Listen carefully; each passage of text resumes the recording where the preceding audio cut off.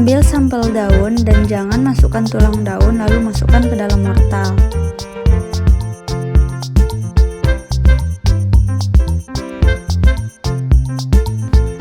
Masukkan buffer ekstraksi DNA sebanyak 500 mikroliter ke dalam daun yang telah kita potong tadi. Kemudian digerus sampai menjadi bubur.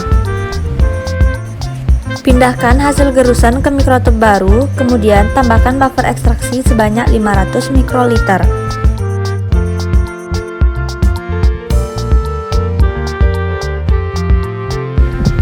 Lakukan inkubasi dalam waterbed pada suhu 65 derajat Celcius selama 45-60 menit dan setiap 15 menitnya di vortex, angkat dan dinginkan sesuai suhu ruangan.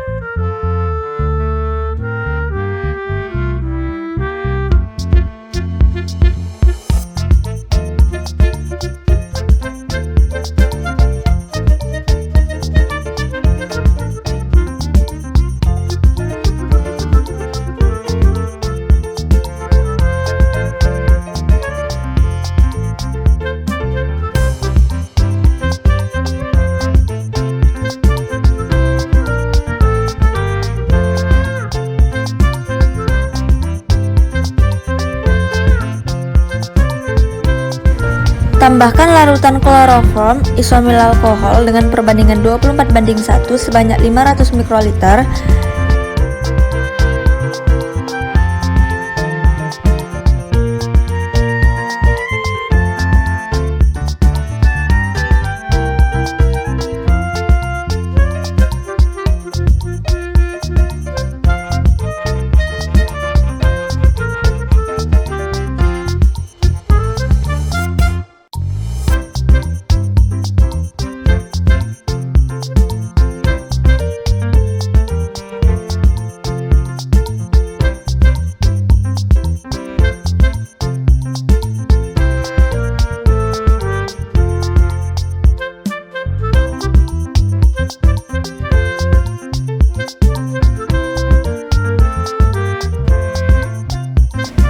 Lakukan sentrifus dengan kecepatan 4000 rpm selama 8 menit.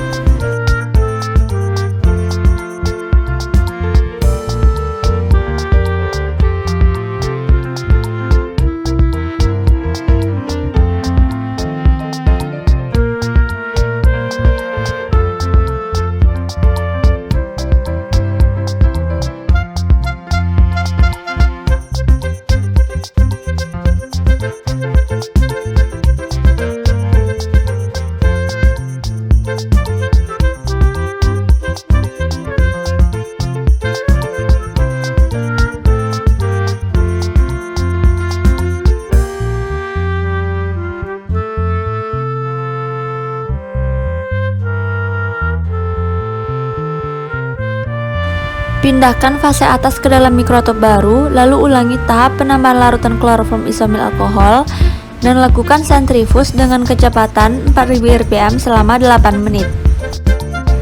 Selanjutnya tambahkan 200 mikroliter NaCl5m dan 500 mikroliter isopropanol dingin, kemudian simpan di freezer selama 30-45 menit. Selanjutnya lakukan sentrifus dengan kecepatan 4000 rpm selama 8 menit. Fase cair dibuang dan pelet yang terbentuk dicuci dengan 300 mikroliter etanol 90%, kemudian dilakukan sentrifus pada kecepatan 4000 rpm selama 8 menit. Ulangi tahapan ini sekali lagi dengan menggunakan konsentrasi etanol 70%. Keringkan pelet DNA dengan menggunakan 50 mikroliter larutan TE. Selanjutnya pembuatan larutan. Isi larutan TAE 1 kali sebanyak 50 ml dan agarose 0,4 gram. Kemudian campuran dipanaskan menggunakan pemanas. Aduk dengan stirrer.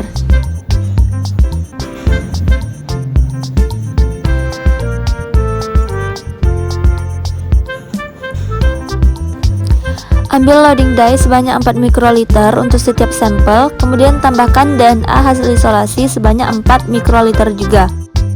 Gel yang telah mengeras kemudian diletakkan dalam chamber elektroforosis, kemudian diisi dengan buffer tae 1 kali hingga gel terendam setinggi 1-2 mm.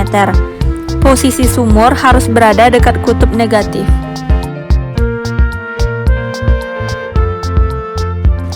Alat elektroforosis disambungkan dengan power supply dan disetting tegangannya pada 100 volt dengan waktu 30 menit.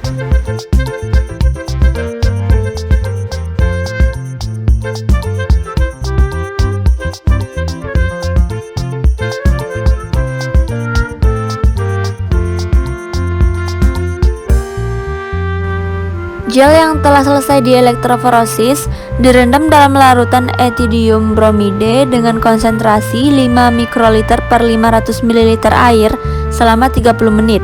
Kemudian dibilas dengan Aquades.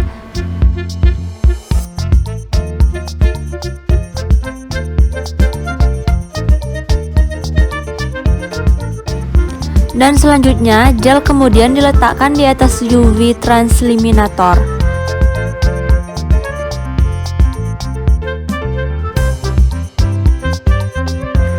Dilakukan pengamatan dan di sini terlihat bahwa DNA tidak terdapat, ditandai dengan tidak terlihatnya pita-pita, sehingga isolasi DNA ini dinyatakan gagal. Kegagalan bisa disebabkan karena terjadinya kontaminasi, teknik pengerusan yang salah, dan juga bisa terjadi karena kita tidak menggunakan larutan-larutan yang baik untuk digunakan pada saat isolasi DNA.